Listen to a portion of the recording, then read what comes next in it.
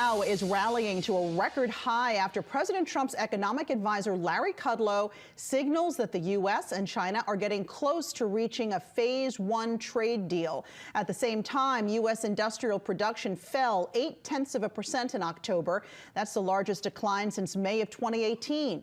And the Federal Reserve cites the United Auto Workers strike. General Motors as a big factor for that drop in output. And a separate report from the New York Fed shows the New York Empire State Factory Index unexpectedly fell to 2.9. Economists were looking for that index to rise to 5. By the way, any reading above 0 points to improving conditions. Joining us now is Joel Griffith. He is research fellow at the Heritage Foundation. And Joel, it's good to have you here. The market's reacting more lately to trade optimism than manufacturing data. How do you see it? What is the state of manufacturing right now, Joel? Well, we see a lot of noise day to day. I know you referenced a second ago the Empire State Manufacturing Index, which still shows growth in manufacturing for your region, but it's slower growth. And that was an unexpected result. But if you look at a few weeks ago, Richmond released their manufacturing numbers, the Richmond Fed, and that was actually an unexpected increase in manufacturing. So we need to look at the big picture. The big picture is that manufacturing growth is slowing. We've seen a slight decline over the past year in manufacturing output, but I would say don't put too much stress on that. We're still near an all-time record output in manufacturing. We actually saw a similar decline, actually about a 3% drop in manufacturing output back in 2014. That slowdown lasted about 2 years, but the broader economy through that time continued to grow. And that's what we see now. We see jobs growth continuing. We see real wages up. With these trade wars, at least with China, hopefully coming to a close, this should be a positive economic boost over the next year, should that become the reality.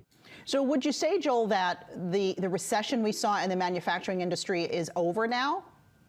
Well, we need to be careful when we talk about manufacturing recession. What we're talking about there would be 2 quarters of negative growth. That does not mean an economic recession. That's certainly not what that means.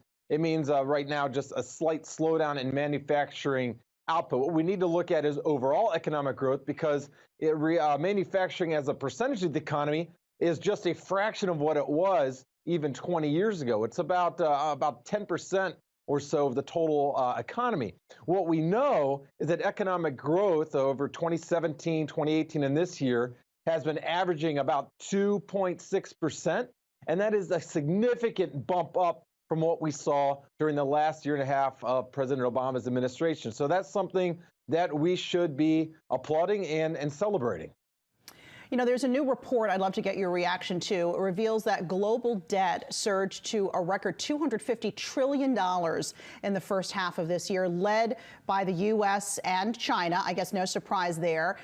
What's your reaction to that? So that global debt, this is something we should keep our eye on. And let's take a look just at the U.S. component of that. If you look at household debt, that's actually fairly healthy. Household debt as a percentage of GDP is about 80%. That is far lower than it was leading into the financial crisis of 2008, where it was at about 100% of GDP. So we've seen households become healthier. If you look at corporate debt has continued to expand relative to GDP over the past few years. That's a long-term trajectory. But what's most troublesome is government debt as a percentage of GDP. We are at the highest levels since World War II, and we're in a time of relative peace. That is very troubling, because the bigger that government debt gets, longer term, that means less money that's available for the private sector, and that's what produces that long-term growth. Globally, I am quite concerned about China in particular, because so much of the debt growth in China is for state-owned enterprises, and they have that government backing. And that debt is exorbitant now in China, about $16 trillion, which rivals our economic output in an entire year. Yeah, I mean, it's an incredible amount of GDP. It accounts for 240% of the world's GDP, all that debt that we just talked about. What about 2020? What's your outlook for economic growth here in the U.S.?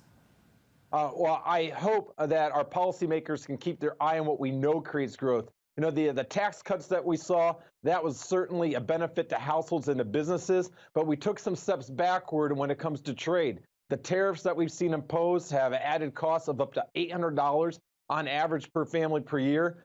And what I'm hoping is that we see those trade disputes resolved so that we can see a continuation of growth heading into 2020 and beyond. All right, Joel Griffith at the Heritage Foundation, thanks so much for being with us. Thanks for having me.